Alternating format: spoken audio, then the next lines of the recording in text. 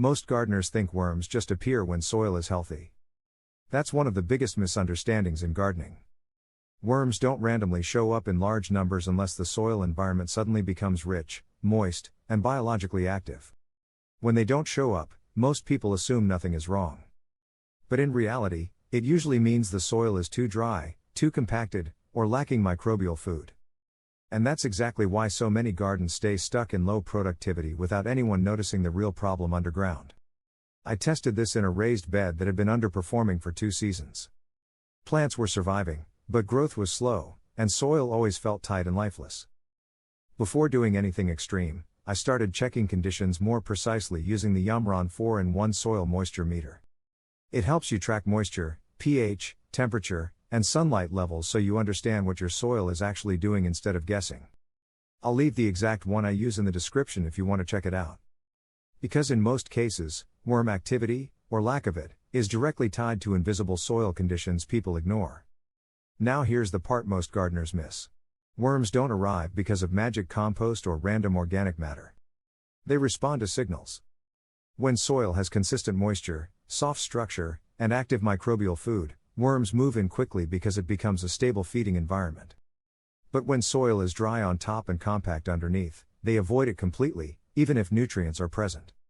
So when I say worms took over in 24 hours, I'm not talking about random luck.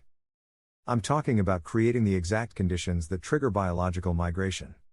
Let me explain what actually changed in the soil. The first thing I adjusted was moisture consistency. Most gardeners either overwater or let soil dry too far between cycles. Worms hate both extremes. They need damp but breathable soil.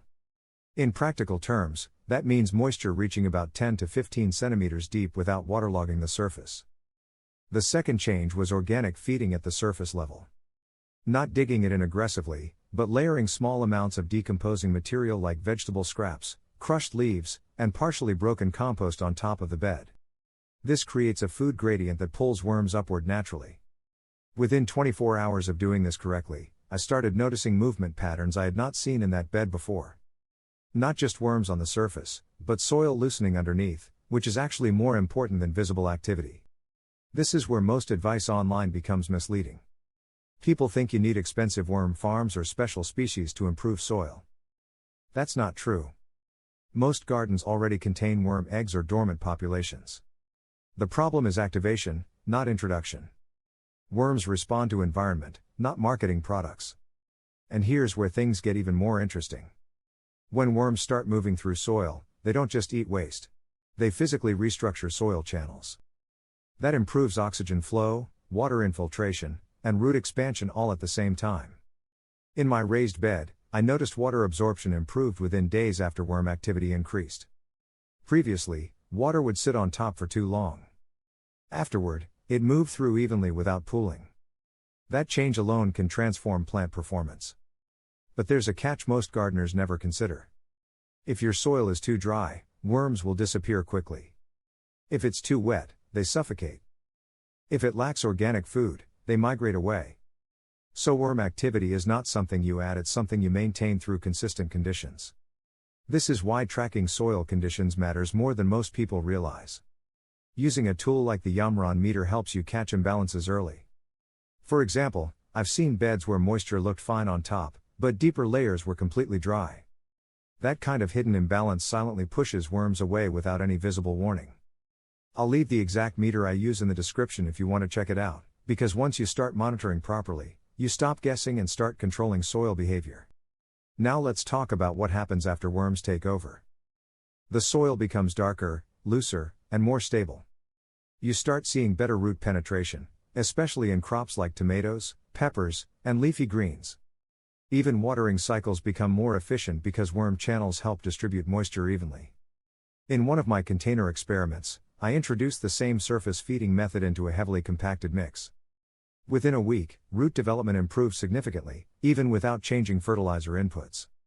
That tells you everything you need to know: biology is more powerful than additives. And here's something I'll be honest about. Most gardeners focus too much on fertilizers and not enough on soil movement. But plants don't grow in fertilizer. They grow in soil systems that allow nutrients, air, and water to interact properly. Worms are one of the fastest ways to activate that system naturally.